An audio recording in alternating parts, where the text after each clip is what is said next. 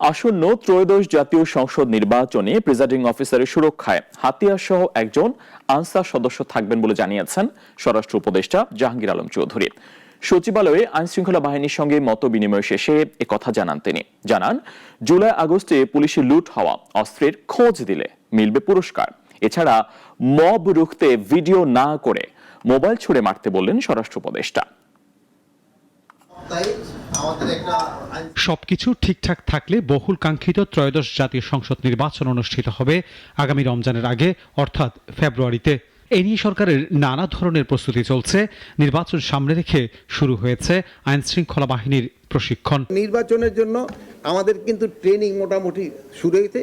নির্বাচনের ক্ষেত্রে কিন্তু আপনারা জানেন সবচেয়ে বড় ভূমিকা পালন করে কিন্তু আনসার। সকালে সচিবালয় আইন শৃঙ্খলা বাহিনীর সভা শেষে আগামী নির্বাচন নিয়ে কথা বলেন স্বরাষ্ট্র উপদেষ্টা।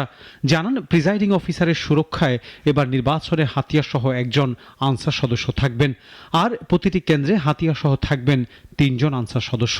অন্যান্য সময় তো আনসাররা দেয় হলো 4 জন মহিলা আনসার আর 6 জন পুরুষ আনসার, যাদের কাছে হাতিয়ার থাকে না।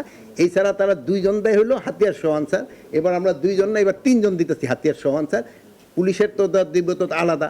জুলাই আগস্টে প্রায় 700 অস্ত্র এখনো উদ্ধার হয়নি জানিয়ে স্বরাষ্ট্র উপদেষ্টা বলেন, আইন শৃঙ্খলা বাহিনীর যেসব অস্ত্র এখনো উদ্ধার হয়নি সেসবের খোঁজ দিতে পারলে মিলবে পুরস্কার।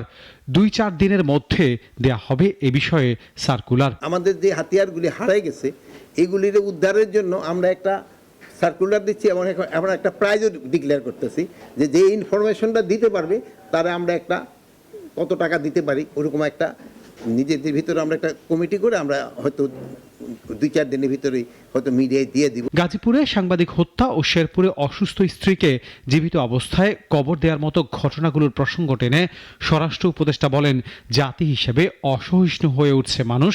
সমাজে খারাপ ঘটনা ঘটলে আগে লোকজন প্রতিহত করতে ঝাঁপিয়ে পড়ত, এখন সবাই ভিডিও করায় ব্যস্ত থাকে বলেও মনে করেন স্বরাষ্ট্র উপদেষ্টা। আনোয়ার হোসেন, নাগরিক, ঢাকা।